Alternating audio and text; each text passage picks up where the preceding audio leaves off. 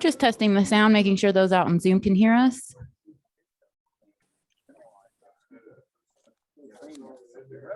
All's fine. Thanks, Carlos.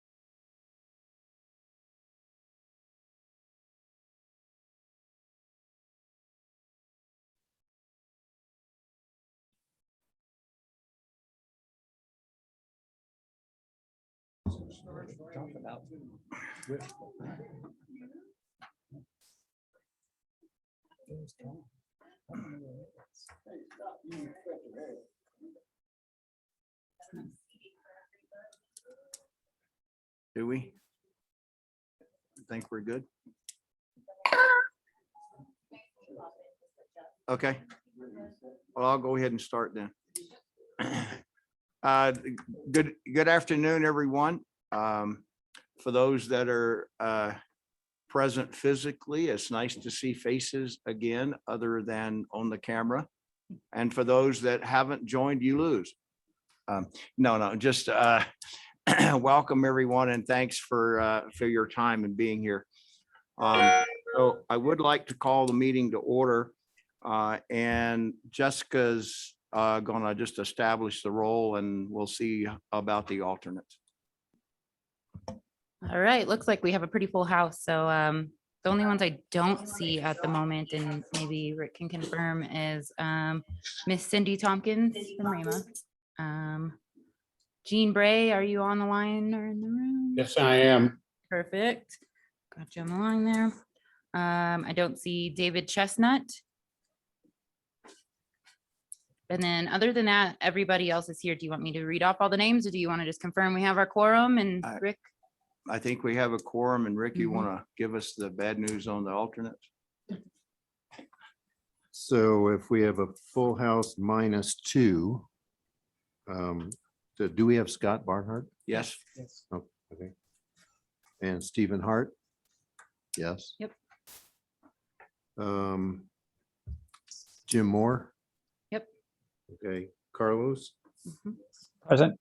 Yes. And Ed Dills? Yep. Yes.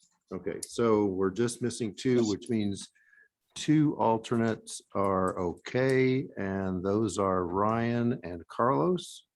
And the two Jims cannot vote unless somebody leaves, Jim Moore and Jim Godfrey. All right, And very then good.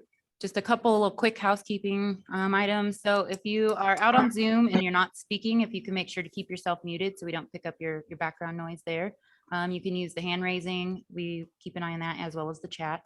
And then when making a motion, whether in the room or out on Zoom, if you'll state your name when doing so, that way we know who said it. It's a lot of people to keep track of in two environments, so thank you. Other than that, I turn it to you. Okay, great. Thank you. Well, let me start off by reading the purpose statement of the Citizens Advisory Committee. The primary objective of the CAC is to ensure the capital maintenance and public transportation projects and programs approved by the voters in the November 2nd, 2004, November 6th, 2012, and November 7th, 2017 ballot measures are accomplished with PPRTA funds. The committee reports directly to the PPRTA Board of Directors. All right, that housekeeping chore out of the way. Do I have a motion for approval of the agenda of last month's meeting? Tony join it. Don't Tom forget Beer- to push your buttons on your mics too. Quick refresher. It's the face. It Face with looks like the- squiggles. So moved, Tony Joya. And Tom Vieira's but second that. Any discussion? All those in favor say aye. Aye. Any opposed? Okay, hearing none, when did I do the approval of the minutes of the meeting? Did I already do that? Minutes of a meeting, or no, was the agenda, or was that the meeting minutes? That was the agenda. I'm sorry. Got me ahead of myself here. Okay, any public comment for items not on the agenda from any of the members of the CAC? Seeing no hands raised or anyone in the room. Anyone not on the CAC that's also attending have any public comment? Seeing or hearing none, we'll move on. I hear a motion for approval of the minutes of the July 7th special meeting. So moved, Jim Moore. Jim Moore approve. I would recommend. Larry, Jim, yeah, can he make a motion? Because no, Jim, you can't do it. Somebody else got to do it. I take back my motion. Larry, I'll make the motion to approve the minutes. Larry Tobias make a motion. Second. Reb second. Any discussion of the minutes? Any corrections? All those in favor say aye. Aye. Any opposed? Okay, not hearing many minutes are approved. Financial reports, Bev?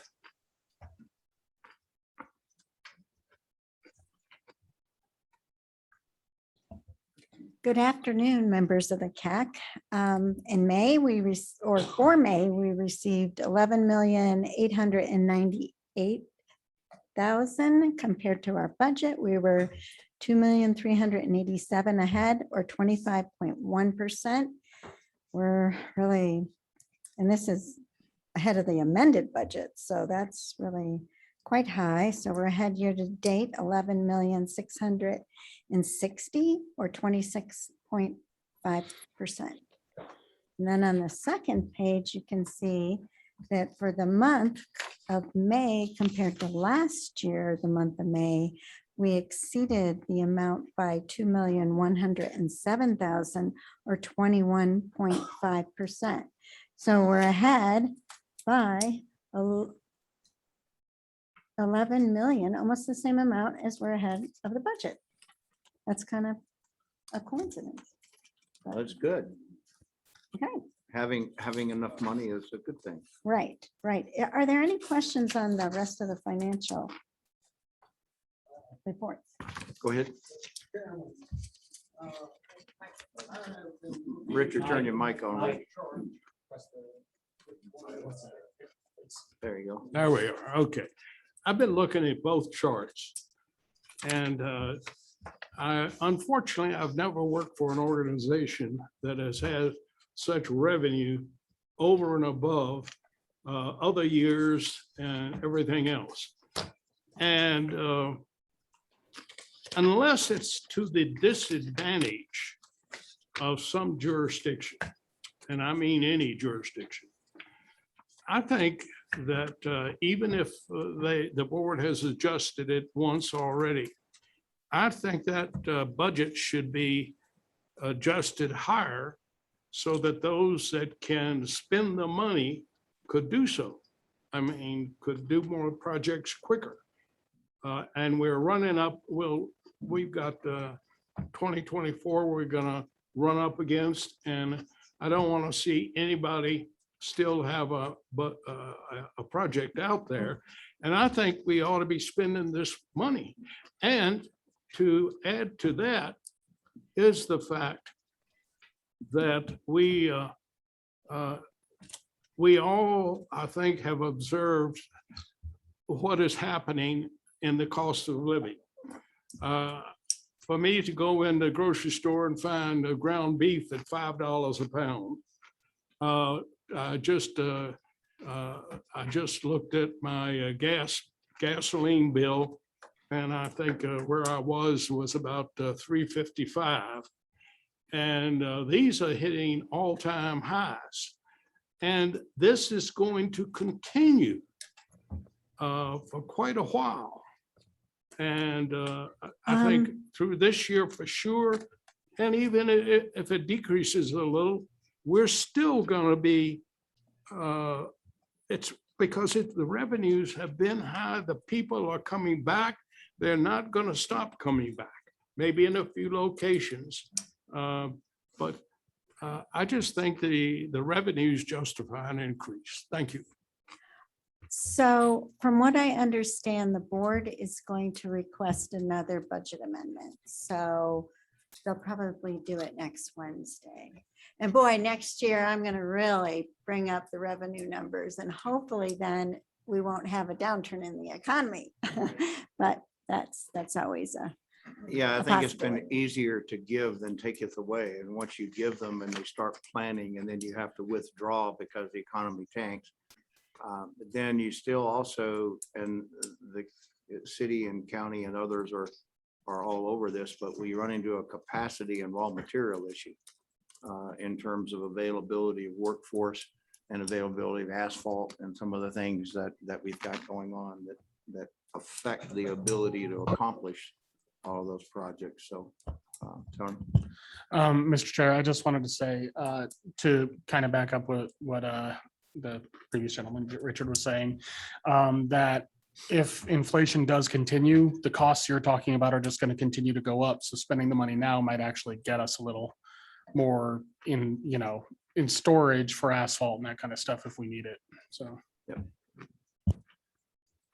Any other comments or questions on Bev's budget? You got anything else, Bev? No, I don't. Okay. This is Jim Moore. Go ahead, Jim. Not a budget question per se. This is a format question. On the 3 pages that start after the second graph that show the year-to-date budget and revenue expense. Yeah, that's starting with that one, those 3. Is it possible that that can be reformatted to put in about a 1/2 inch of margin on the left-hand side? Sure, I'll just move it over, put more margin on the left-hand side. Yeah, that would help when I'm printing these things off, because I do like the hard copy of your reports, Bev. Okay. It's just kind of fun reading. Oh, okay, if you say so. Okay, Well, you got a strange mental state, Jim. that's been proven over time. Thank you. Tom?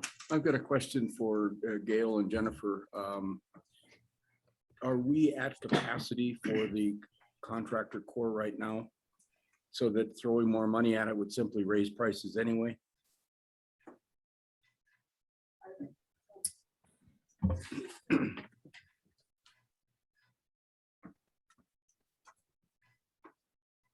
Welcome, ladies. Thank you. Gail Sturdivant, City of Colorado Springs City Engineer, Deputy Public Works Director. Tom, thank you for the question.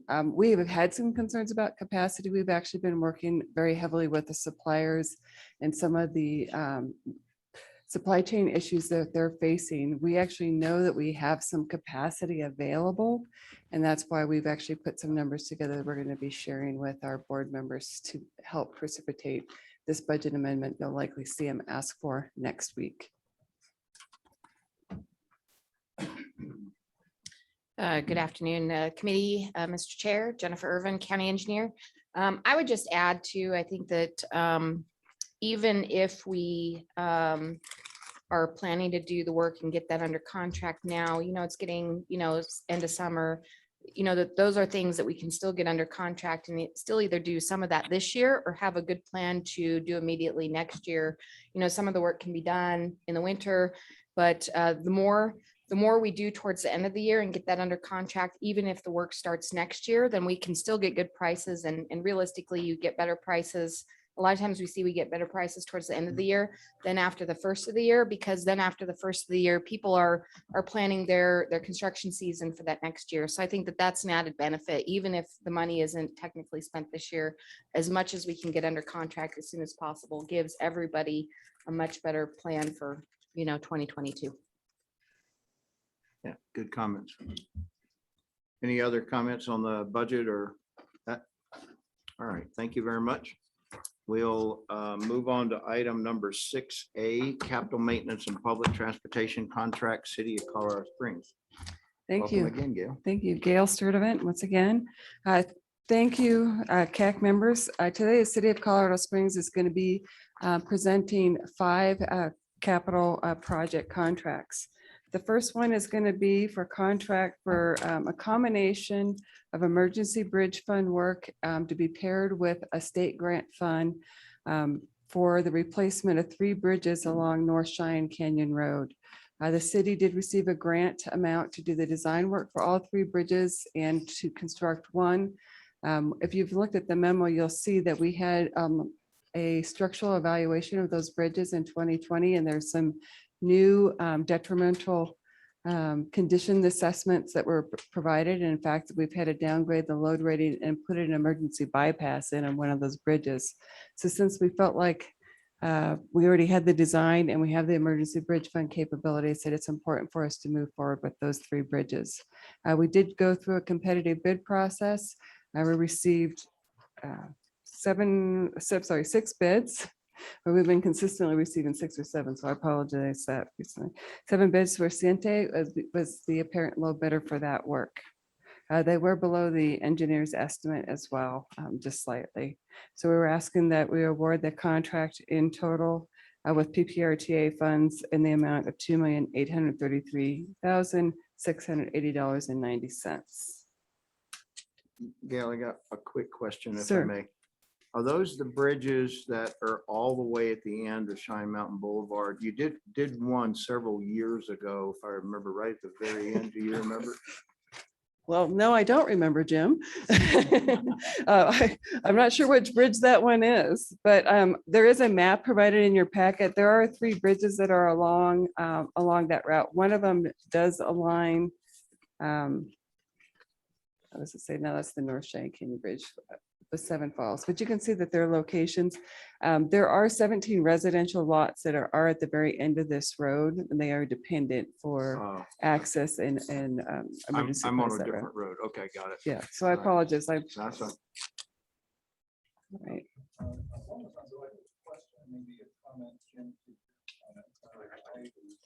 Right. Jim Moore, I see your hand. Jim, I'd just like to No, offer. That was earlier. Oh, okay, Yeah, I've already made a fool of myself. okay. Go ahead, Devin. Sorry. Jim, thanks for your comments. I'd like to offer a comment to your comment and a question for Gail, if I may. One comment is I do recall, I think the bridge you're referring to some years ago, actually one of the former mayors commented at that time about what we would today call context-sensitive design. And how this is the one that maybe you're thinking about is closer to the Edelweiss that crosses the creek there. It's a structurally sufficient, nice, maybe 10-plus-year-old bridge with Jersey barriers, and there's absolutely nothing remarkable about Jersey barriers on a slab of concrete. I guess my question, Gail, for you is, I know that PPRTA has not embraced officially, from what I can tell, the notion of context-sensitive design, CSD, Mhm. CSS. Can you help us understand? Do you have thoughts about making them something better than a concrete slab with a Jersey barrier?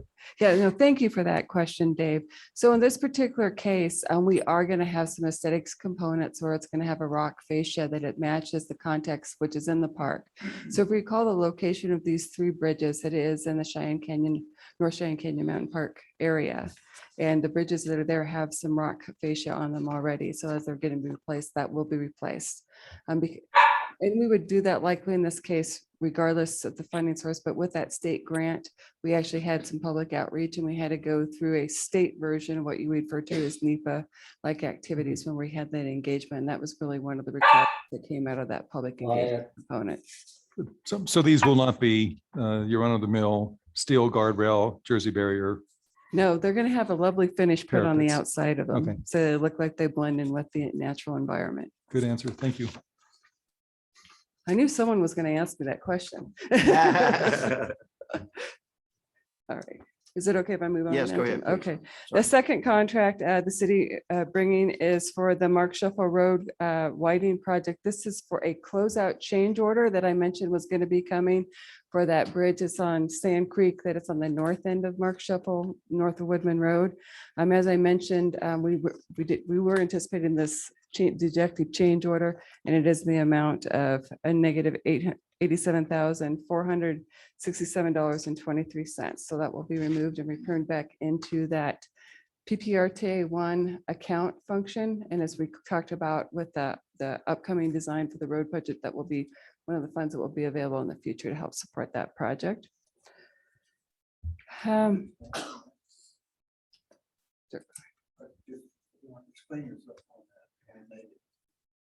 So at the end of a construction contract, a lot of our construction contracts we do on fixed unit price basis, and they're based on the engineer's estimates.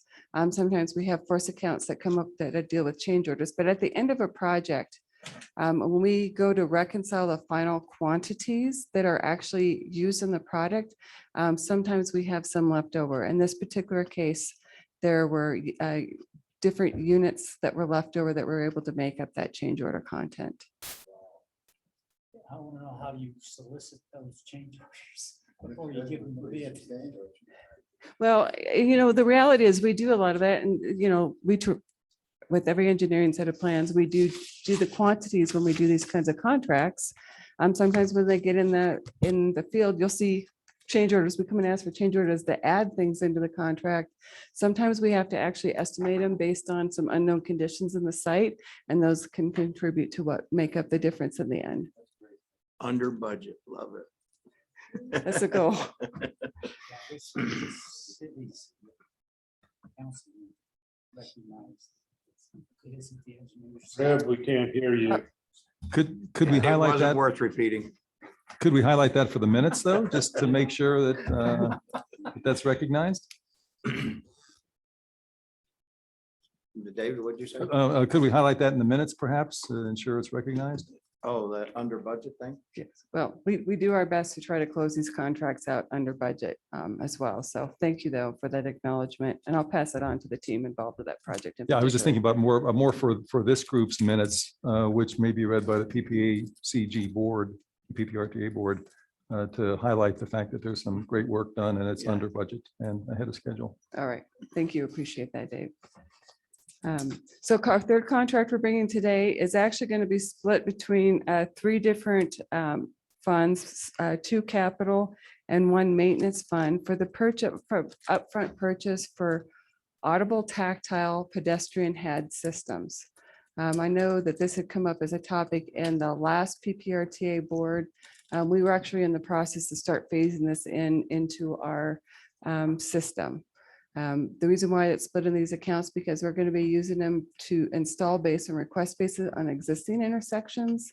And then we're going to be using them for installation on new intersections as they're designed to be used. So that is for in the $300,000 contract to be awarded to Advanced Traffic Products. And the payment for that would come out of those three accounts. The city's fourth contract is for, falls underneath the Pikes Peak Greenway improvements for the Southwest Downtown pedestrian bridge. As I mentioned last month when it came that we had a deductive change order in the amount of $15,000. I mentioned we were going to have a new one coming. This is in the amount of $91,525.50 for Kiewit infrastructure. This work is for additional restoration at America the Beautiful Park, and an additional exterior top coat on the bridge and some handrail modifications. I will point out on page 3 of this particular memo, it shows the particular, all the four different funding sources that make up the entire contract, which in the amount is just over $13.9 million, of which PPRTA funding, it would be come up to a total of $1,438,957.96. That still is about $10,000 below the aggregate cap of what would be permitted based on what the CAC and the board approved to apply towards this contract. Jim, Tom has a question. I'm sorry, Tom, go ahead. Are these top coats for paint and stuff like that being done to the bridge or to the park? The top coat is actually for the bridge, so it's the exterior surface of the bridge. But all of this is for the bridge only? We're not doing things to the park? No, they had some minor damage that was done during construction to the park that is being restored. Most of this cost is though for the exterior painting for the bridge and the modifications to the handrail. Reb's got a question. Yeah. So, number one, there's public comment that, and literally as Talk to your there has been an article in the Gazette that says this bridge cost around $22 million. I also have information that leads me to believe it's in the neighborhood of $45 million. Part of that came from city engineers and yes, one of your predecessors. All I want to know is how much has PPRTA designated for this bridge, which was originally $3 million given by a former employee of the city, and then eventually by the board. And I want to say it was like 15 or 16. They changed it to $3.5 million, and it was done by the mayor, a former mayor of Manitou Springs. And since that time, I have been told that they raised the limit to about 4.1 million or something like that. I don't even know where it's at. What have you spent thus far? What is coming from PPRTA total instead of the 3.5 million? Okay, Reb, I will do my best to answer some of some. I have to get back with you just based on gathering some data. I know exactly what you're talking about, and there is a bunch of different numbers floating around out there. For the bridge, this bridge component itself, or at least underneath this contract to Kiewit, it is that total of the 1.438 million. I believe the cap, and I will confirm this, that was set by the board for application of the Pikes Peak Greenway Fund towards this overall global project, which I think is what you're alluding to. I had down, it was 4.65 million total. And I could get more detail for you exactly how that's split up. I do know that the city auditor's office did just complete an audit on the overall project that has the bridge components and some other activities in and around the Olympic Museum that shows the overall distribution of funding between PPRTA and all the other funding sources associated with that. So I can get you more detail on that if that's okay. I'd like that, but right now, where is this 90, for the sake of discussion, $92,000? Where is it? Is it being charged with PPRTA? And where is that close to the 4,650,000? Okay, so the total of this change order and the amount of $91,525.50 is going towards the PPRTA portion. Aggregate with the different funds that total 4.65 million, we were about $10 million below that value right now. We didn't give you 10 million. I'm sorry, 10,000. Thank you for correction. The decimal point is significant here, right? I Yes, thought it was. yes. So I apologize. So yes, it's about $10,000 below the overall cap. So the cap now is still 4+ million, 4.6, and you're gonna leave 10,000. That's fine. Right now, unless there's some other unforeseen minor costs that would come up, but right now that's what we're anticipating. Okay, thank you. Mr. Chair, hi, this is Carlos. I had a question for Mr. Rutherford. Go ahead, Carlos. Yeah, I want to have to just concur with some of the comments that were made about the actual cost of the bridge, but more related to, it came out of the Pikes Peak Greenway Fund. The numbers I have, and just to let you know, put some context in there, I've been, helping out on this Park Sustainability Commission, and we're looking at, what does it take to build our trails around here, the cost of that. The numbers I have were 4.7, I'm rounding up, for the bridge, the pedestrian bridge, as it comes out of the Pikes Peak Greenway Fund. And that's what you were seeing here, that item, Pikes Peak Greenway improvements. It's at that particular fund. Just again, a little bit more context. It's been a little confusing because the numbers that we've getting have been matrixed out into the streetscape improvements for Sierra Madre, and Vermejo improvements. We have Pikes Peak Greenway. We have all these different sources of funding have all been kind of lumped together. It's been hard to keep a proper accounting, especially on the trail side, which I have a particular interest in this. So if you can share those numbers, I would appreciate it. But the numbers I have, and this was from back in May, it was 4.7 million. I don't know what that 1.4 million is that you have there in your information packet. I also know that west abutment, the west side abutment too is a separate item too. So if you can just break that out, just so we understand, especially, when we dip into these trail funds, we know what we're spending on our improvements here on the trails. Oh, absolutely. Thank you, Carlos, for the question. The one thing I think I can send to you all today through the PPRTA staff is the audit report that was done more globally for the overall effort, and it shows the different PPRTA funds. And then I can bring back next month an itemized list of how that 4.65 was spent across the different projects, if that's acceptable. Tony? Just one quick question on this. I think a lot of people are fairly concerned about the ballooning costs and how it keeps coming back. When will we be done with this project? Completely done and not have to see these anymore? It's like the bridge. I actually think we're very close, if not already there. At least from the standpoint from what PPRTA would see. All right. Okay, Go ahead. is it okay? Any other questions? And I can move on to the fifth contract. Okay, the fifth contract is for it's a design change order for the Black Forest Road widening project.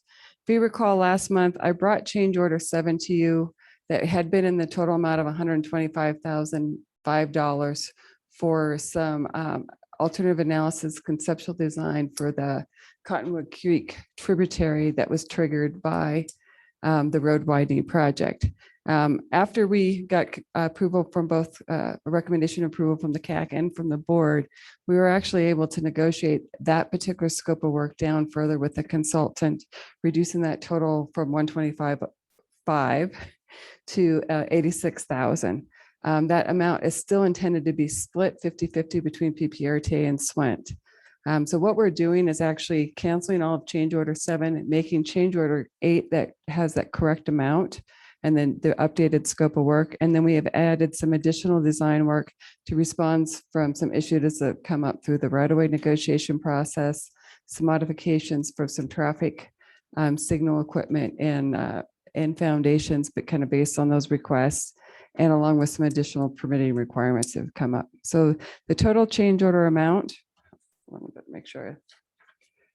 The total change order amount would be for $148,373. Of that amount, $43,000 would come from the city's stormwater program. And please note, if you look on page 2 of that memo, we have zeroed out or canceled out any costs associated with change order 7. And with that, those are the city's 5 contracts. We're asking for the CAC's recommendation for approval, and I'm available if there are additional questions. I recommend approval. I recommend approval. Second. Reb recommend approval and Tony Joya the second. Any further discussion on the city's contracts? Seeing none, hearing none. All those in favor say aye. Aye. Any opposed? Hearing none. Thank you, Gail. Thank you.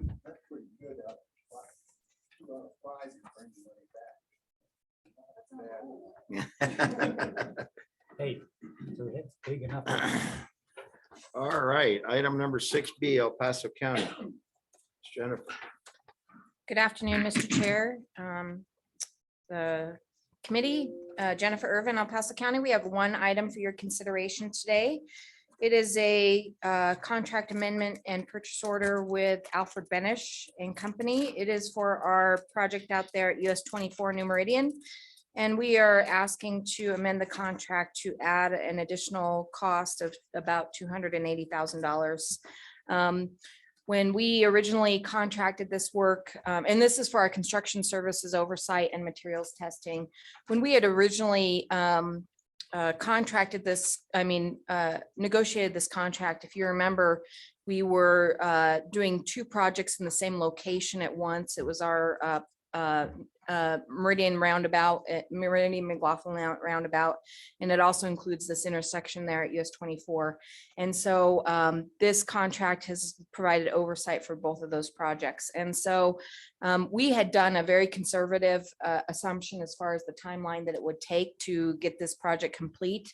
And what we had done just is in general, because of those timelines, each of those projects were a little bit different, is just very conservative. And so the actual construction contract had a later end date. And so we're trying to be a little bit conservative. And although I think the contractor is going to be able to complete the work within the time frame, the construction management assumed a lesser time frame.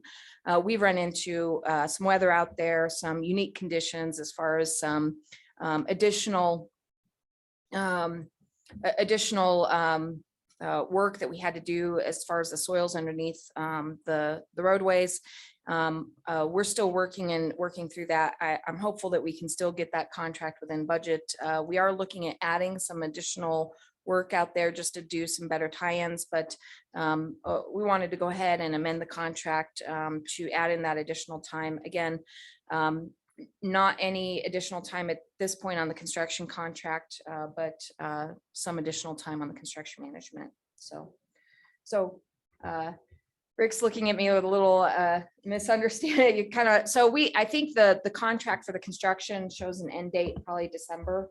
And so we had anticipated with the construction management that was a little bit sooner. We were being very conservative. We don't want to give them, more money than we have to, or, assume more than we have to in this case. So just. Mhm. It was groundwater on the water line. And so what we did some repairs, and we did a change order in the construction contract to address the water line. That was a previous change order, a small one. But we did do the testing. We found that it was groundwater. We did determine it wasn't a leaking line. And so that was really good. We went ahead and did some additional work to stabilize that underneath there, so that we don't have, if you're out there, you'd see the existing pavement had been had a divot there. So very confident with that previous change order that we've addressed that. Tom Viers, had a question. Jennifer, Benish is a Chicago company and its closest local office is Denver. Do they have any local employees in El Paso County? I'd have to check on that. It's hard to know with all these contract vendors, and I don't know if Gail knows the answer to that, but I do believe that they have a satellite office here. I can check on that. It's not listed. They've got 32 offices around the country, and the closest one is Denver. I don't think they do. So they, but I do know that drive they're. down to manage the contract. But actually, the construction project manager actually lives out in the area that is working on this particular project. He may work in his vendor in Denver. So I'll restate what Gail said, is that she doesn't believe that they have a local office. They don't have a local office, but as Jennifer said, they do have local staff, and there's specialized staff that in a lot of cases we don't necessarily have in some of the firms that are here, and we use them a lot for, I know you're using for construction inspection, but we use them a lot for like our bridge ratings and inspections, a lot of special certifications and tools and skills that are needed for this. This was awarded in December of 19, so you're gonna get it out to the end of this year, so it'll be about a 2-year contract for $1 million. So just, yeah. And so just remember, what we try and do is get that construction management firm on board prior to actually advertising the construction contract and then awarding the construction contract. The reason is that then that relationship develops, and they also look at those contracts before you put them out to look and see and make sure that, is there something that we've missed, or is there improvements that we can do to get a better cost for that contract. So they support that effort, even though that contract was awarded. The work didn't actually start until the actual construction contract until later in that award timeframe. So I hope that helps. Yeah, Tom. I sometimes just struggle wrapping my brain around the idea of spending $500,000 a year for people looking at other people's work. Just Well, maybe that Midwestern practical part of me. Well, and so Tom, I think that there's a good answer for that. And I think that what we know and what we find, and I just looked at a picture of some work that, we have somebody doing, not for PPRTA, but we actually save money by having people out there making sure that our contractors are doing that work. Now they're required to do their quality control, but we also do, quality, and then we also do it as well. And the purpose is that we have inspectors out there tracking their time. We're looking at that. We're looking at the test results. I'll tell you that my inspector on another contract found a $40,000 savings. And if he wouldn't have been out there, we wouldn't have realized that. So we can talk about that a little bit more, but there is a huge benefit to making sure that we are getting the best quality improvements out in the field. So my concern, to wrap it up, I guess, is that as we are going forward, as we are getting more and more and more activities, is there a tipping point where it makes more sense to bring that in-house than spending $500,000 a year on one project for people looking over shoulders, as opposed to having that staff internal? Because even your best person probably doesn't cost you $500,000 a year. So we look at that with every contract. In many of our contracts that we have done with PPRTA, Tom, a lot of them have the ability, we do have the ability to do that work in-house where we can and where we have the staffing to do that, Tom.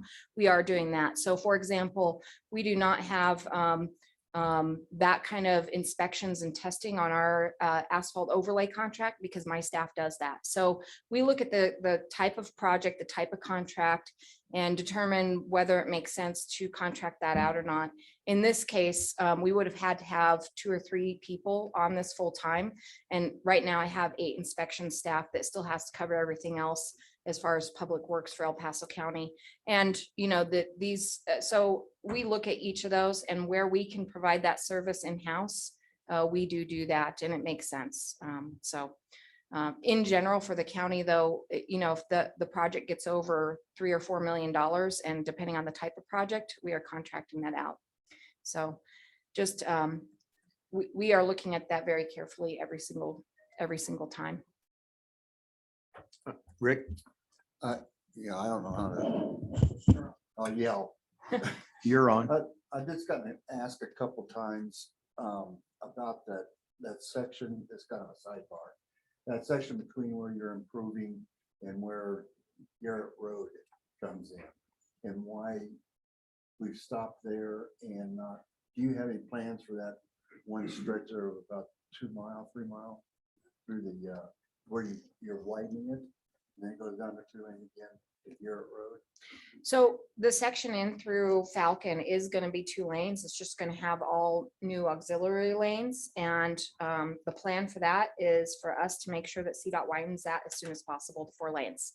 And so I do know that we have been working with CDOT in regards to that.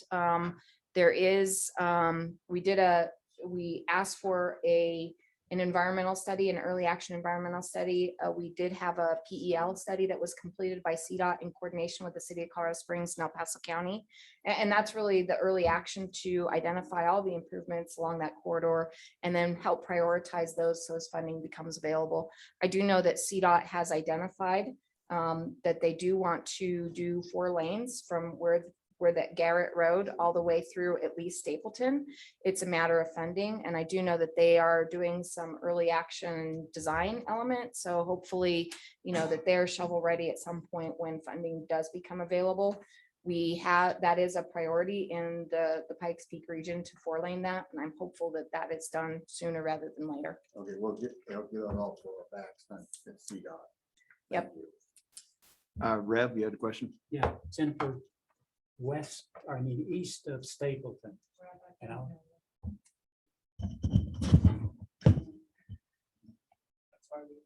East of Stapleton, they actually widened the road into like a 3-lane.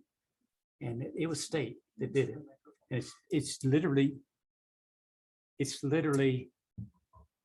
west of the post office in Peyton.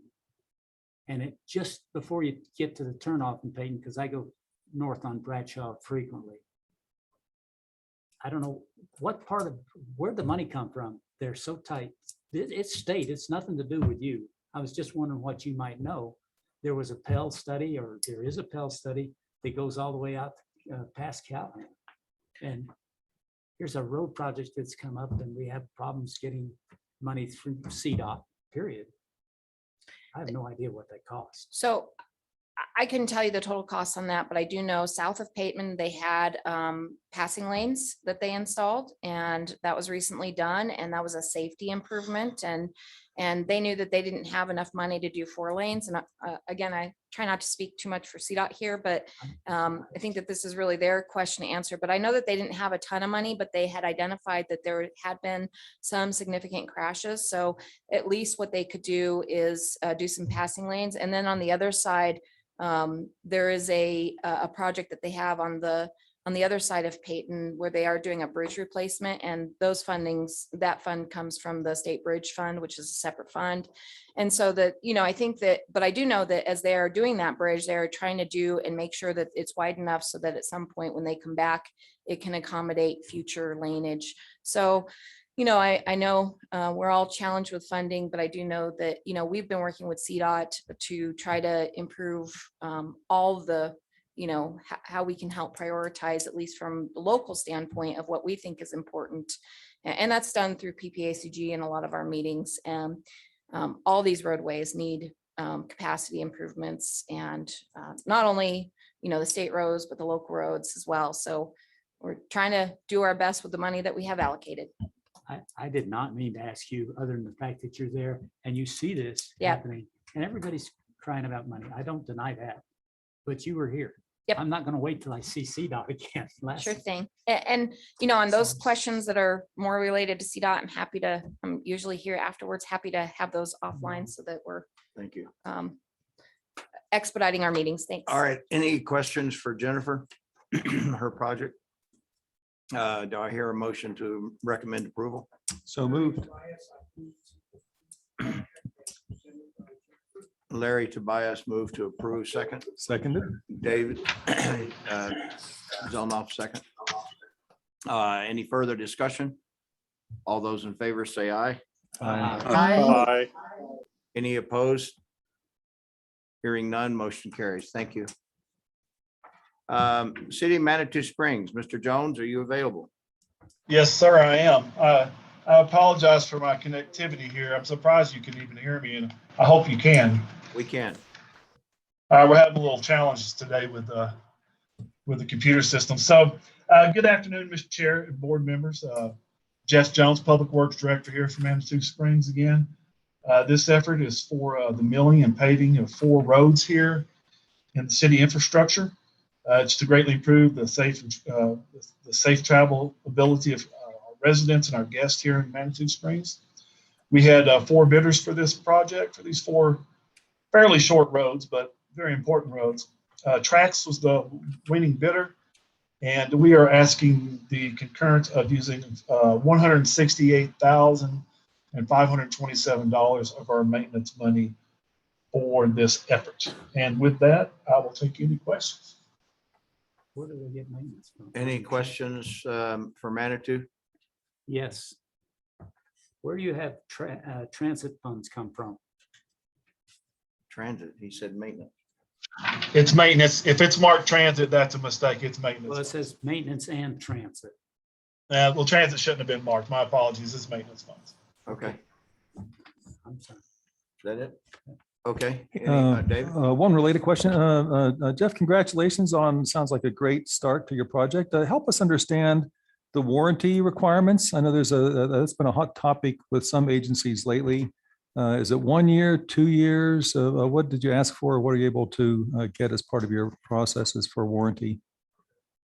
Trax happens to get their asphalt, which we hope we can get. So that's another challenge that we're all, under right now through Martin Marietta. And we got a 2-year warranty on the stabilization, cracking, as well as any sinking of the surface itself through Martin Marietta. 2 years. Yes, sir. Excellent. Good answer.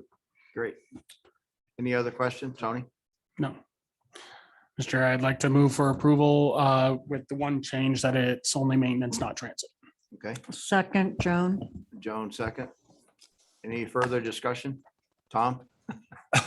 Jeff, I have a question. I didn't read your contract that thoroughly, but is there a clause in here that says if you don't get funding, the contract is null and void? Because it was signed before you talked to the body about getting money. So we get approval. So here's the way we do it. We get them to agree to the contract with a statement, knowing that it is not a binding contract until we get the approval of our city council, as well as with the CAC and then the board. Okay. Great, good answer. Thank you. Any other questions for Manitou? Okay, I hear a motion to, have we already done that? Tony's already done that. All those in favor say aye. Aye. Any Aye. opposed? Hearing none, motion carries. Thank you. Yes, sir. Thank you. All right, item number 7, member governments, other reports, transit. Brian, I see you're on. You gonna cover that? Yes, I am. Thank you very much. Good afternoon. Brian Vituli with the City of Colorado Springs, Walton Metropolitan Transit with your monthly transit report. For our fixed route services, we provided a little over 180 trips for the month of June. So that's up from obviously June of 2020 by just about 31%. For our ADA paratransit services, we provided service to a little over 8,100 customers in June of 2021, and that's up almost 130% from June of 2020. Just restarted our taxi choice option program back in March, and we provided 36 trips on that. And for our van pool, our services through our Metro Rides program, we had 8 vans operating in June with 41 riders. Made just over 750 trips. So that's up almost 32% from June of 2020. A project update, you've been hearing about this over the last couple of months, but we finalized and approved all 2021 service changes. The 4 items that you see on the last page of this packet item, routes 11, 22, 23, and 37 were all approved and will be implemented at the end of September, on September 26th. And the downtown shuttle, that was also approved, but that will not be implemented until late April of 2022 at the earliest. It could be closer to Memorial Day. And just to note, while we're very appreciative of all of the additional funding we've been getting, we are still having challenges with having enough operators to cover this. So the contractor that provides our service for us, or that we contract with, they've really upped their recruiting efforts, have a really robust recruiting program to try to get more operators. They've increased their starting salary, that the operators get during their training time before they become official operators. And that's helping a little bit, but the training program does take some time, and we do have operators in the queue that are going through training, but there's always some that drop out before they finish, or they get other employment or something else. So it's still a challenge. We do have 4 routes that are still not operating currently at this time, and to try to eliminate having to cancel other routes, we're reducing we're reducing frequency on other higher frequency routes. So we're trying to keep what we have, but it's a daily challenge. And even on the weekends, we do have to reduce some service. So we're hopeful that this will change going forward. Luckily with the routes here that are going to be implemented this fall, these are already existing routes, so they don't require additional operators. But it's still kind of a crystal ball as to whether we're going to lose more operators or we're going to gain more operators by that time. But it's kind of a daily challenge that we're dealing with, and it's nationwide. All transit operators are dealing with this at some level. So we're trying to get through this. But I'd be glad to answer any questions on the information that I presented. Richard? Yeah, there you go. I think I've got the thing working. Thank you very much for your report. I'd like to return just briefly to your ADA service, Metro Mobility. I happen to think this is one of your most important things that you do, no matter whether it's one that is the lowest in terms of revenue versus cost or anything else. I think the American Disabilities Act is a very, very important and wonderful act. And I think all governments and operations should meet that. And I am so pleased to see like these increases from last year to this year it's really, I look at the weekday service ridership from June to June, and it's more than double. And the same for the weekday average daily ridership figure. So I'm curious, how does, I'm always interested in revenue and cost. So if you can, how does that compare? What is your cost amount over the income received from the riders? Okay. So I was expecting more questions like this, so I'm somewhat prepared this month. So for our ADA paratransit service, so I'm looking at, we're not through 2021, so we don't know what that's going to look like. But comparing, the last couple of years, I have 2019 and 2020 numbers. Back in 2019, before COVID, when things were normal, cost per ride for our ADA paratransit service was just about $32 per ride. In 2020, that went up to a little over $52 a ride.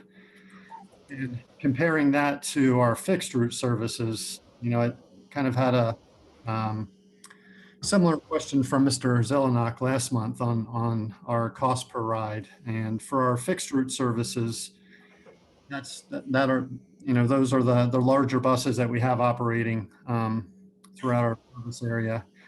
In 2019, 2018, they were somewhere between $3.60 up to about $4 per ride. In 2020, that went up to $7.27 per ride. So, normal years, and we still say this, it's if individuals are able to use our fixed route services, that's certainly the better value. But as you said, the ADA service is vital for those who need it. And we're glad to provide that. But it is a more costly service to operate, no doubt. Thank you. I appreciate it. Sure. Thanks, Brian. Any other questions for Brian on the transit report? Good job. Thanks, Brian. Good luck on the hiring piece. Okay. Thank you very much.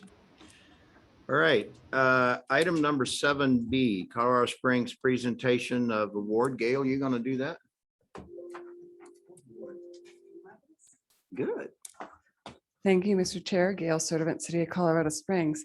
We wanted to inform the CAC that the City of Colorado Springs is in receipt of an award from ACEC, which is the American Council of Engineering Consultants. I think I got that one right.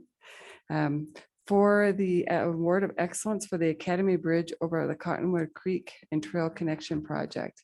With COVID, it was kind of delayed getting this award out to us and then back to you, but I wanted to let you know that the city is in receipt of that award, and we will be bringing the actual physical award to the board next week. Awesome. Great project, great improvement on that bridge. I used to see ladies pushing strollers down the path and take their stroller and set it over the guardrail onto Academy Boulevard to wait for traffic to clear so they could cross. It's just scary. So great improvement. All right, 7C. I was going to say, Mr. Godfrey, I was going to say just as one of the trail users there, and it's my neck of the woods, congratulations on receiving this award. And yeah, I do remember when you had to step onto Academy Boulevard itself to get across the road. I mean, there was no sidewalk there, no anything. So huge improvement. So congratulations on this award. Thank you very much. Appreciate that. All right, item number 7C, monthly change order. This is information. Any questions from any of the members You have something more? Well, I was hoping I could have your permission to share two pieces You of may. information to follow up from the last discussion. Sure. So back to the North Cheyenne Canyon bridges, David, you were asking about the aesthetics on the bridge. So, and then Mr. Godfrey, you asked me about another bridge that the city did complete a bridge on Evans Avenue just outside the park entrance, and that same brick or stone facade was applied there to again stay with the context of the park.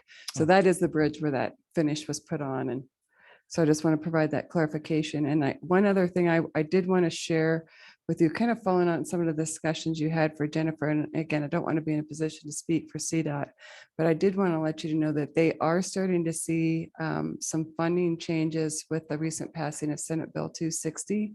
And CDOT is intending to put an RFP out tomorrow to get a design consultant to advance the design for the Powers Boulevard and Airport Road construction or road interchange project. So that will be a significant impact in that area. They currently, to my understanding, don't have the construction dollars identified, but that advances the design of about 4 years in advance, where they thought they might be having funding to at least start the design work on that effort. So I just thought I'd let that know. And I think there might be some other money finally potentially flowing from CDOT to the area. Reb? What is the problem with the airport? Turned off. And I'll try and talk for Joan. What is the problem there? When I go there, I see it. I travel quite frequently through that intersection, and it seems to move smoothly. Rarely see any backups either direction. I have seen some pretty close calls with accidents where people don't pay attention. No right turn on red. But that's not your fault. I don't know what you can do to improve it other than put a boxing glove out there to smash everybody in the face to get their attention. Literally, what are they doing?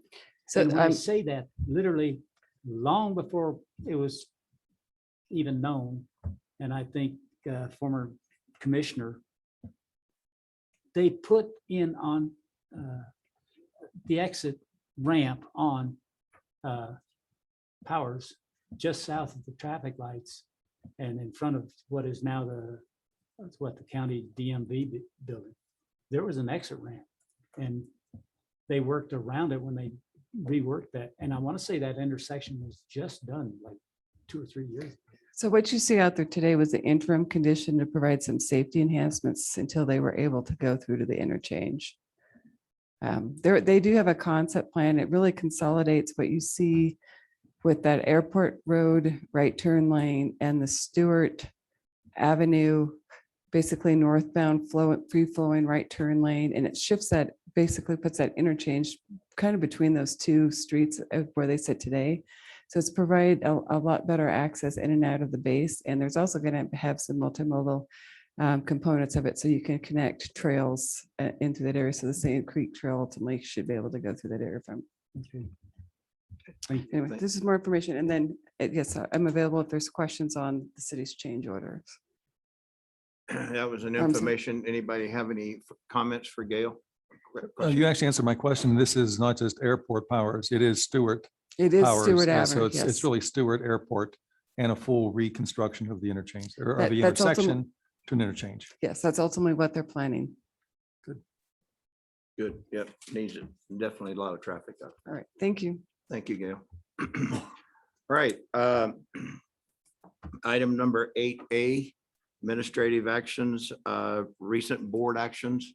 Rick? Any questions for Rick?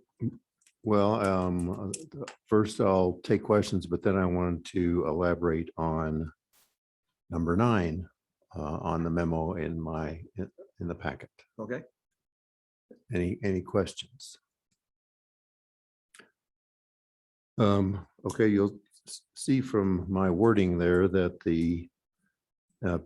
you'll remember from the matrix, PPRTA 3 matrix, there was an item on there about weighted voting. And the board at their last month, July 14 meeting, they directed the PPRTA attorney, Jennifer Ivey, to research the legality and feasibility of weighted voting. And the the concern of the city board members, directors, is if adding Calhan, in their opinion, might change the percentage of the city's 3 directors out of 9 to being 3 out of 10. So that for the city's directors, that's a concern. So that's why they've asked the PPRTA attorney to research the legality and feasibility of weighted voting so that the board a week from today can receive an executive session, closed executive session, her research and legal advice, which is eligible for a closed executive session. And then they can come out of closed executive session and open session and discuss what they might want to do regarding that topic. Now, you'll remember in the establishing IGA that the current mix of the PPRTA board is 3-3-1-1-1. 3 for the city of Colorado Springs, 3 for El Paso County, 1 for Green Mountain Falls, 1 for Manitou, and 1 for Rama. That IGA can only be revised in section, it's either section 11 or section 12, by a minimum 2/3 vote of every one of the 5 member governing bodies. So in the case of El Paso County, that'd be a minimum of 4 votes. It's regardless of attendance. It's the entire membership, not those in attendance at a particular meeting. So to change the 3-3-1-1-1 takes a minimum 2/3 vote of every one of the 5 member governing bodies. Now, the folks who are in a pickle here are Calhan, because the City of Colorado Springs City Council approved a resolution as was then matched by the El Paso County Board of County Commissioners, and as of last night was also matched by the City Council of the City of Manitou Springs. All 3 now have approved resolutions allowing Calhan to join and to go to ballot in November with the following condition, quote, upon condition of adequate representation of the City of Colorado Springs on the Pikes Peak Rural Transportation Authority Board of Directors, upon condition of adequate representation. So per the opinion of the PPRTA attorney, the approval by the city and the county and now Manitou can be reversed and withdrawn, can reverse and withdraw their approval of Calhan at any time if they are not satisfied upon the condition of adequate representation of those 3 governments now have each passed their resolutions stating that they have conditional approval of Calhan. So Calhan is in a pickle because they know that the city and the county and Manitou all can reverse their approval. So Calhan will definitely be in attendance next Wednesday here at the board after the closed executive session to see what happens on the weighted voting, because what the board would vote regarding weighted voting then has to be referred out to the 5 member governments to request per the IGA that each of the 5 by minimum 2/3 vote agrees to whatever the weighted voting is referred out by the board. Is that clear? Rick, how much time do we set aside for next week's meeting? Well, the PPRTA board still has to go through, I'd say till 5 o'clock. They still have to go through the matrix then they have to have the closed executive session on weighted voting to hear from the attorney. Then they have to come out of that and discuss weighted voting. And they may or may not decide on something next Wednesday. They may want to float something in draft, take it back to their respective councils and commissions to see what those directors then want their respective councils and commissions to authorize them to vote on, which would be September 8. And then whatever that is would be referred out to the 5-member governments, and that might take a month or two. In the meantime, Callahan doesn't know if they should go to a November ballot or not.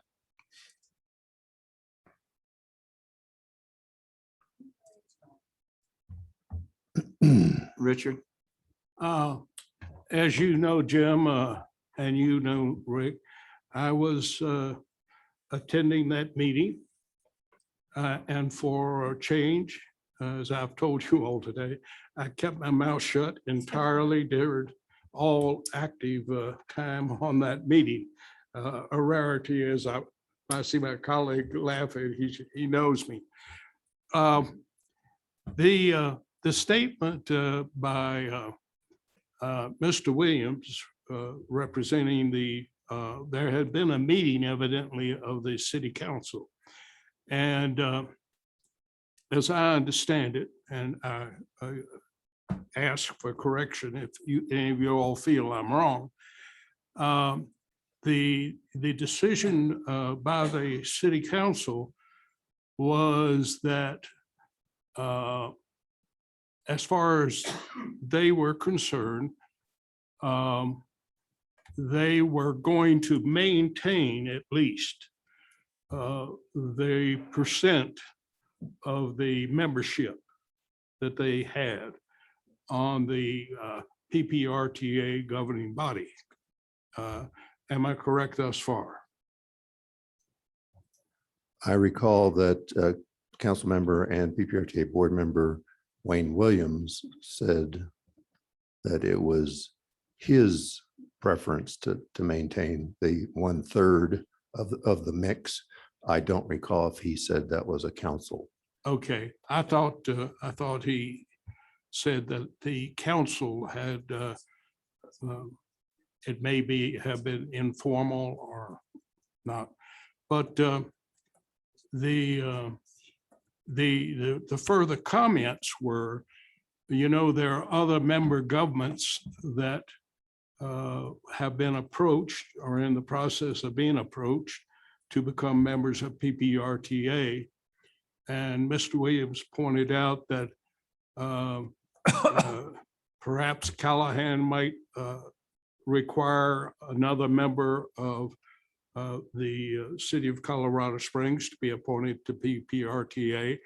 And he may have mentioned that, well, I'll just stick to the city, not El Paso County.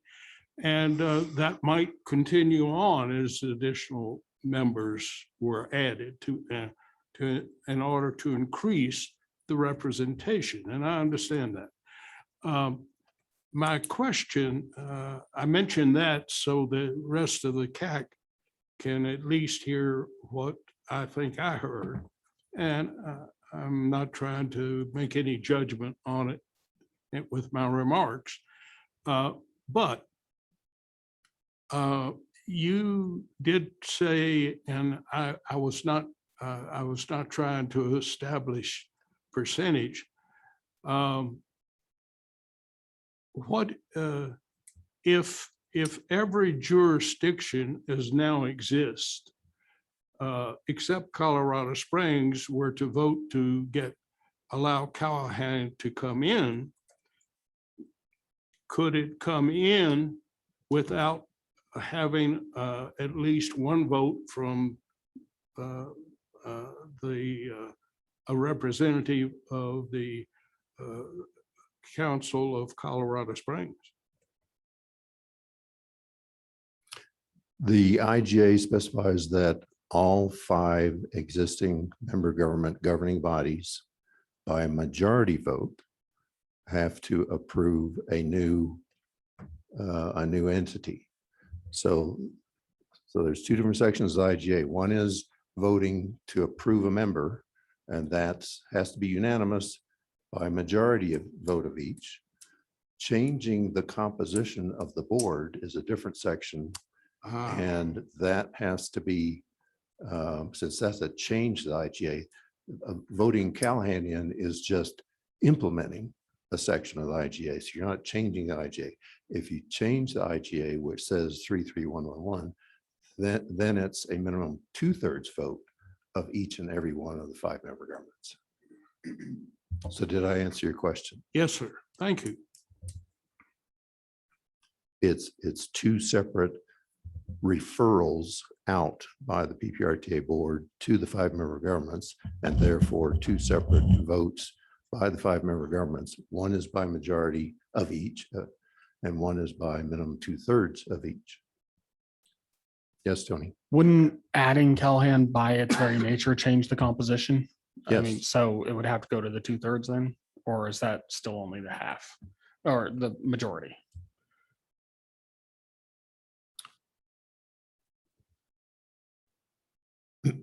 Because it's going to add a member. Yes. Excellent legal question.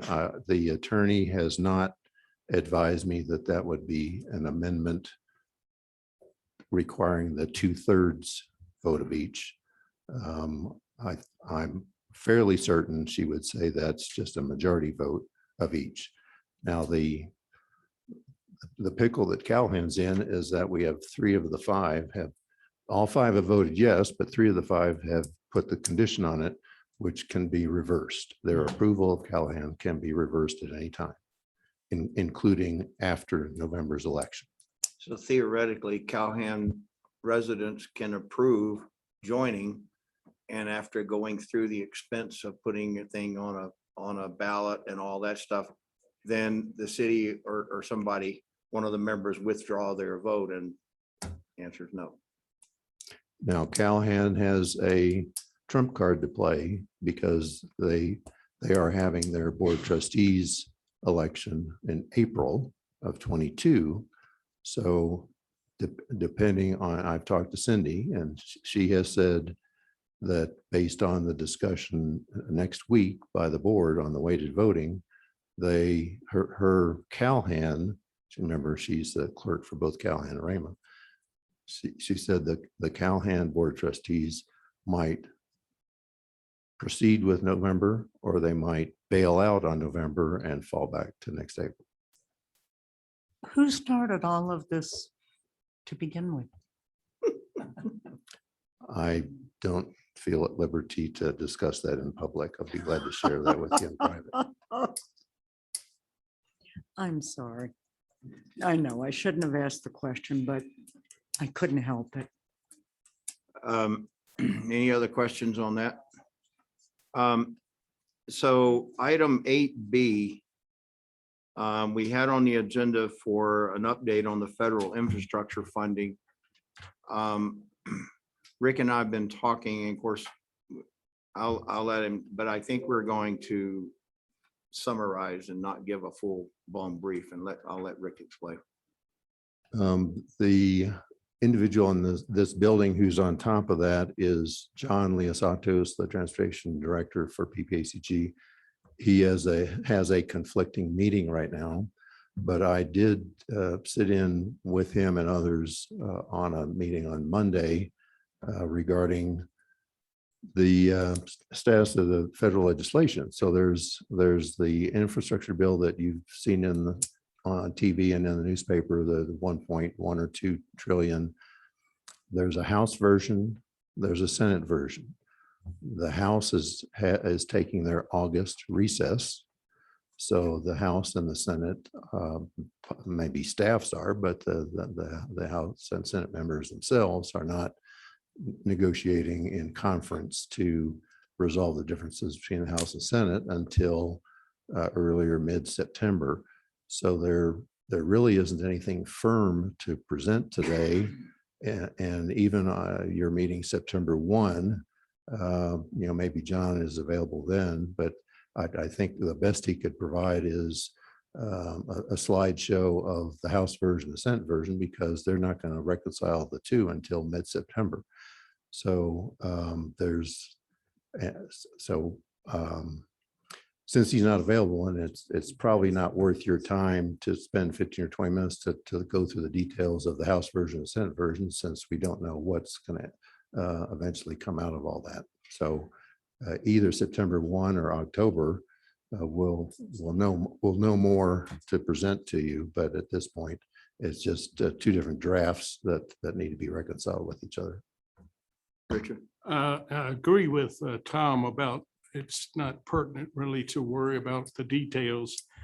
The more important point is he's correct about the way the negotiations between the two different bills would be. But there is a different point as well. Speaker Pelosi has said that unless the Senate agrees with this very large $3+ trillion program that the administration is pushing, unless the Senate agrees with that, they're not going to take up the infrastructure bill until the Senate does that. And the other part that Rick and I talked about real quick was that the key thing for us is being aware of what's going on, so that if someone asks us to question, one of our constituents asks a question, we kind of know what's CDOT, what's PPACG, or RTA, what those differences are. But what's in the Senate and the House really doesn't apply much until it boils down to what's the state going to do with it and what's going to be the distribution here. And so I've tried to be aware and cautious of everyone's time. So while that's important, we can provide that in a handout. What I want to make sure is what's coming down our way and how does that trickle down to our project list as the various member governments are beginning to work ahead on those projects. They're not going to be, this is not going to be a one-year thing. That stuff's going to be a couple of years down the road. And we'll be in the middle of RTA 3 project list discussions during a lot of this. And so how does that trickle down? How does it affect the planning and our funding priorities in terms of how we're going in? So that to me is what's important to us. Some of you may have different feelings or thoughts, but I want just to say that. So Rick, anything else? Okay, agenda topics for next meeting. Larry?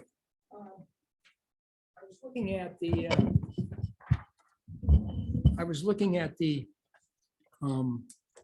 board actions, and I noticed on item number 2 or 12, excuse me, update on CDOT's proposed rulemaking for pollution reduction planning for transportation projects. I've read an article concerning that, and it could really make a major impact on some of the projects that we look at either in PPRTA 2 or possibly 3. And I just wonder if we ought to have a presentation from Jennifer Ivey to us so we understand what's going on also. If you'll read right here, rulemaking pollution reduction planning comment. I was waiting till communications to make that, but great lead in. Rick, you want to cover it? Because I wanted to relay what you and I talked about on the A-list project, but you want to cover what Jennifer said in the board on that a little more? Certainly. Senate Bill 260, which is now law, the governor signed it. You've probably seen, and if you take the Gazette, you've probably seen a lot of discussion about the revenue raising features of that. The gas tax, now called a fee, is going to go up. There's a fee on Lyft and Uber, and there's a fee on DoorDash deliveries. Anyway, there's a whole slew list of fees. That's one side of the ledger of Senate Bill 260. On the other side were two climate change features. One was that all employers with 100 employees or more needed to develop plans to have their employees drive less. And that feature has been dropped. But the remaining climate change feature has the acronym of GHG, or greenhouse gas. And on Friday the 13th, this has been assigned to CDOT to develop greenhouse gas limit rules, a draft rule, and then have several public hearings throughout the state for people to comment on the draft rule. But what would end up, I believe it's November. Gail and Jennifer can probably have these dates memorized. About November, the CDOT will then decide, finalize a rule. Now, the rule will set greenhouse gas caps for each of the cogs in the state. Of course, that applies to PPACG here in the building. And one of the main features is that any additional lane, not reconstruction of existing, but if you're adding a lane of construction, that is presumed to be adding greenhouse gas. Therefore, each cog will be assigned a metric, and if they are below the cap, they can add lanes. If they are at or above the cap, they cannot add lanes. So, and as Jim, I'll steal some of Jim's thunder, but Gail and Jennifer's probably going to need to pay attention to that as they develop their PPRTA 3 capital list projects.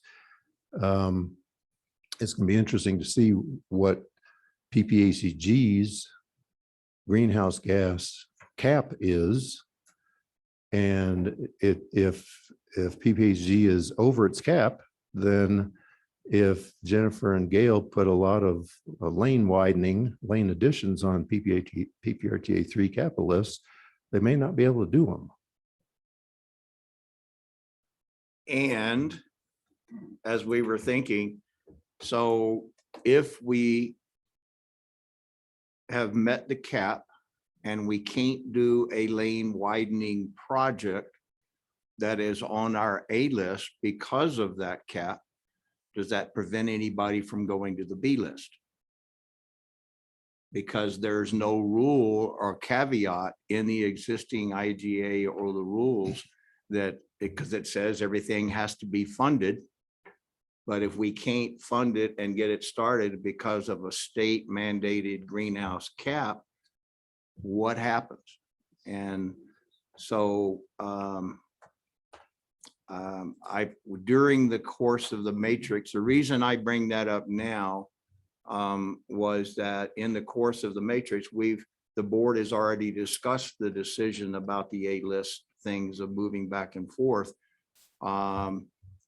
depending on what the lawyer says, but this may require word changing for some kind of caveat that allows us to move beyond that project if it's being held up for something along those lines. So I would, if it got to that discussion in the board, I would bring that up. Tom? So it would appear then that they prefer a level of service F with cars sitting, waiting for the light to change rather than having an additional lane and the cars moving forward. So they do understand that cars just sitting, waiting produce greenhouse gases also, right? And usually more than when they're running, yes. Yeah, yeah. Stupid is the stupid does. Now, another scenario might be if PPACG is not at its cap, and they're looking at their TIP projects, which CDOT projects in this region are in the PPACG TIP. RTA projects are in PPACG TIP, and all the federally funded out of the 18.4 cent gas tax, federal gas tax that goes up to DC and comes back to the COGS. That's in the tip. So you have PPACGs, federally funded projects, you have CDUS projects, and then you have PPRTA projects.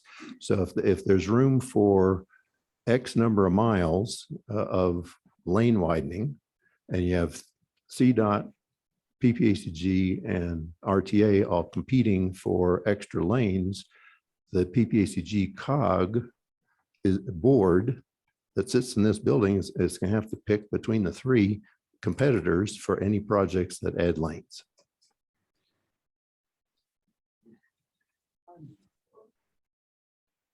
Pardon me? Okay. There are apparently mitigation offsets to purchase room in the cap. So there are ways to do that, Buy which more electric cars.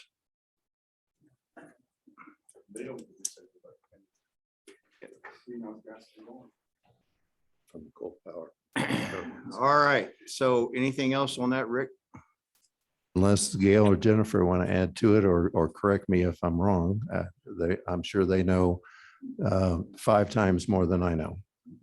More to come. Jim Jean Bray, a question. Go ahead, Gene. Any rumblings in the background from anybody on legal challenges to this? Colorado Springs is a home rule city, which does create a lot of authority that resides with the city that might otherwise reside with the state, and we're not the only home rule city. Haven't heard any comments along that line. Rick shaking his head no, so not yet. Anyway, I think they're waiting. I guess there was a piece of good news that it was that the environmental protection people were going to make the rules for the construction. At least they got it to the Highway Commission. So that's one piece of good news, but anyway. All right, any other comments or communications from any of the members in attendance? Rick? Just a couple comments. One, I wanted to ask, did you get our engineer? Not yet. Can't hear me. I just wanted to sure remind everybody that I saw our email. So asking for it. I didn't know if somebody answered that. The other thing is that I'd like to announce that Kono has a new executive director. Oh. I don't get one of my own here. Kono has this new executive director after a long search. Her name is Sarah Voss. We all live in neighborhoods, and the new Kono is going to be very energetic in making sure that they answer the needs and demands of neighborhoods. There will be an article in the Gazette next week. Take a read at it if you have any questions. It gives you contacts or Sarah's information or contact information. Thank you. Any other communications for anybody that's online? All right, well, not hearing some. Jim, if I I may. have a motion to adjourn. Jim, if I may, Oh, yeah, go ahead. Who's that? Brian? this is Brian West. Hey, Brian. Hi, everybody. Hey, I just wanted to let you know and let everybody who's interested know so that they could get the word out. The El Paso County Homeless Veterans Coalition annual stand down is going to be held again a month early in September this year, not October as normal, because once again, we're being forced to hold it outdoors. So it will be held at the First Baptist Church parking lot where it was last year. Anybody interested in further information can go to EPCHVC, which stands for El Paso County Homeless Veterans Coalition. So EPCHVC.org for more information. Great. Thank you, Brian. I have a motion to adjourn. Second. Larry, second. All those in favor? We're adjourned. Thank you, everyone, for your time. I appreciate it. Can't stand up until you second.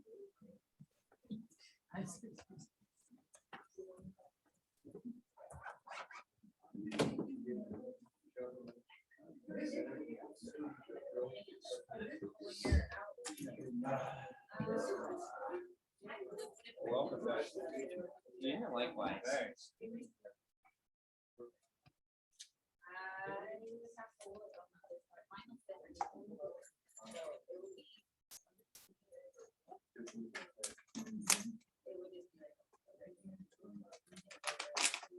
What's the reading material over here?